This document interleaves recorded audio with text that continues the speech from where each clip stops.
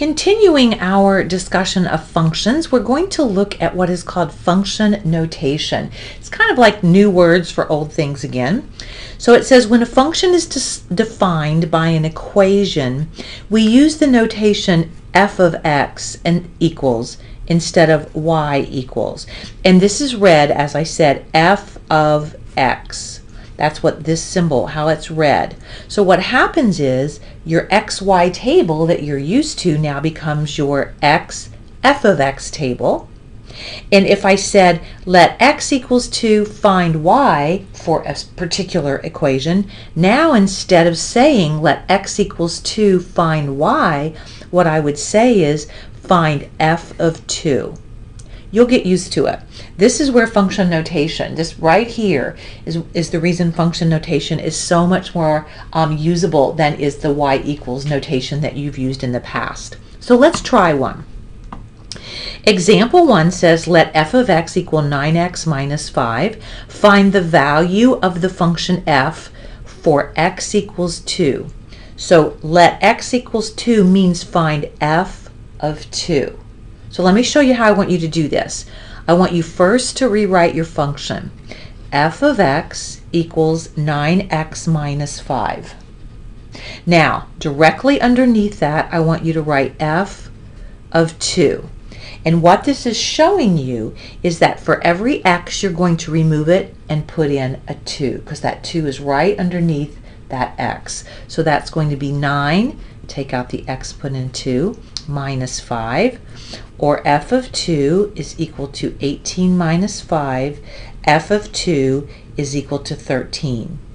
And just this one time, I'm going to write what that means. It means when x equals 2, y equals 13, in the equation, f of x equals 9x minus 5.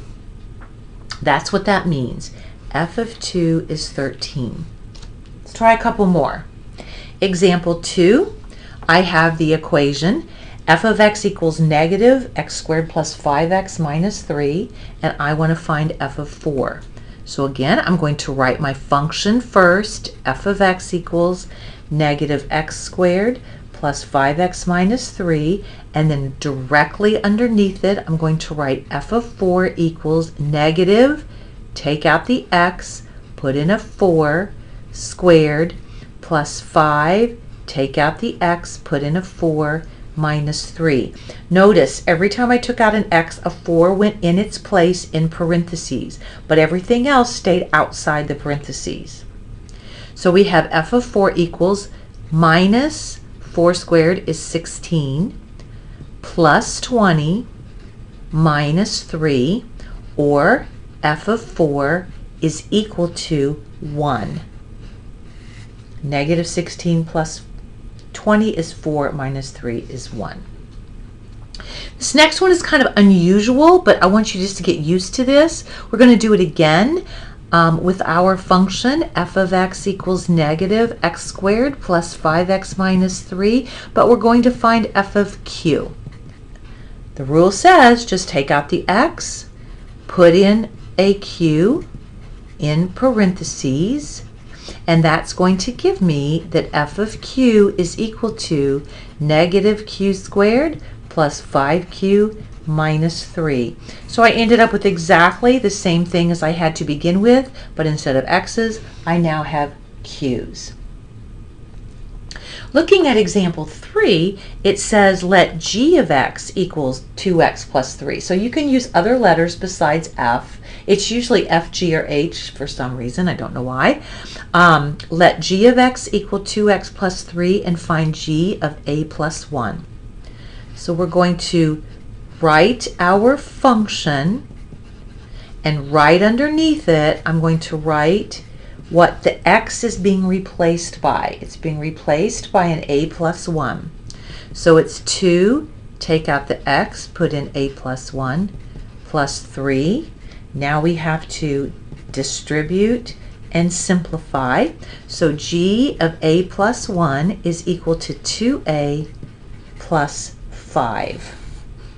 Can't go any further with that. By the way, On this particular one, I need to say this. The left-hand side of a function is just like the announcement side. No work is done on the left-hand side. So I don't take that G and distribute it to the A and the 1. This is just an announcement saying, hey, we're getting ready to find what the function is equal to if you put in A plus 1. That's all that is. It's just an announcement. The right-hand side is the work side, where you actually plug in and simplify. All right, let's look at the bottom. It says for each function listed below, find f of 3. So I'm going to go underneath and I'm going to write f of 3 equals 3 times 3 minus 7. Oops, I put my parentheses in the wrong place. Sorry. Just took out the x and put in the 3. 3 times 3 is 9 minus 7. So in this first one, f of 3 is equal to 2. Now let's look at B. This is a little different because I don't have an equation. It says we want to find f of 3. Well, that means in this column, I want to find out what number I have when my, remember this stands for x, is 3. Well, if I go down the x column, here is where x is 3. So when x is 3, f of x is equal to negative 6. So we would say f of 3 is negative 6. You're just reading it right off the table. Something similar is in C and D, and that is we're just going to read this off. We want to know what is f of 3. Well, we know that the 3 stands for x, so where is the x3? Not here, not here, here it's 3. F of 3 here is equal to 1, meaning the y is 1 when x is 3. And in D, we're going to do the same thing with the mapping. These are my x's, these are my y's. Here the x is 3, it maps to 5, so f of 3 is 5 in this last case. Finally, let's look at a graph, and we're going to also again find f of 3. Well, remember, that means when x is 3. So I'm going to go over to my graph, and assuming each of these is 1, it'd be 1, 2, 3, 4, 5, etc. And I want to know what is the graph when x is 3. That's what f of 3 means. So I come to the 3, I go up to my graph. You want to go up as straight as you can. And then from there, I come over, and I need to read what that is. It's 1, 2, 3, 4. So f of 3 is 4. Now we're going to do the opposite. For what value of x is f of x equal to 5? Well, here are my x's. Here are my f of x's. So here's the 5 right there. So I'm going to go back this way to my graph and now come down, and I can see that f of 4 is 5. So in part B, basically I was saying, here's the answer. What was the question?